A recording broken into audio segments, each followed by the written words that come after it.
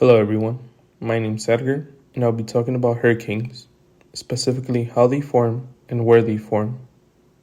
Hurricanes are one of the most powerful storms on Earth and can cause major damage through strong winds, heavy rainfall, and flooding. In this presentation, I'll explain the conditions needed for hurricanes to develop, how they grow into powerful storms, and the regions where they are the most commonly found in. What is a hurricane? A hurricane is a large tropical storm with sustained wind speeds of at least 74 miles per hour. Hurricanes are also known as tropical cyclones, and they get their energy from warm ocean water. They have a low pressure center called the eye, surrounded by strong thunderstorms and powerful winds. Depending where they occur, these storms may also be called typhoons or cyclones, but they are all the same type of weather system. Several conditions must be present for a hurricane to form. First, the ocean water must be warm, usually at least 80 degrees Fahrenheit or about 27 degrees Celsius. Warm water provides the energy that fuels the storm. Second, the atmosphere needs to contain a lot of moisture. Third, there must be low wind shear, meaning the wind speed and direction do not change too much with height.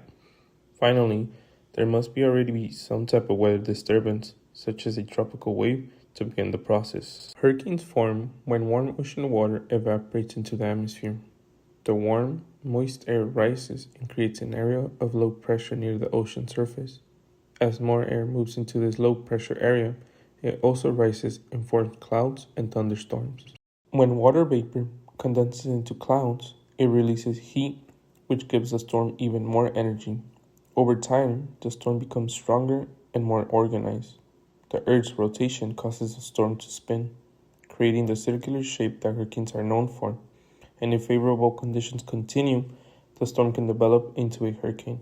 Hurricanes typically form over tropical oceans between 5 and 20 degrees latitude north and south of the equator. Common areas include the Atlantic Ocean, the Caribbean Sea, the Gulf of Mexico, and the Eastern Pacific Ocean. Hurricanes do not form directly at the equator because of the Coriolis effect, which helps storms spin, and it's too weak there.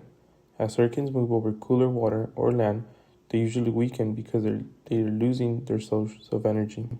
In conclusion, hurricanes form when warm ocean water, moist air, low wind shear, and a weather disturbance come together. These storms develop over tropical oceans and gain strength from the heat stored in warm water. Understanding how and where hurricanes form helps scientists predict their paths and warn people before they make a landfall. I hope this was helpful for everyone. Thank you guys for listening.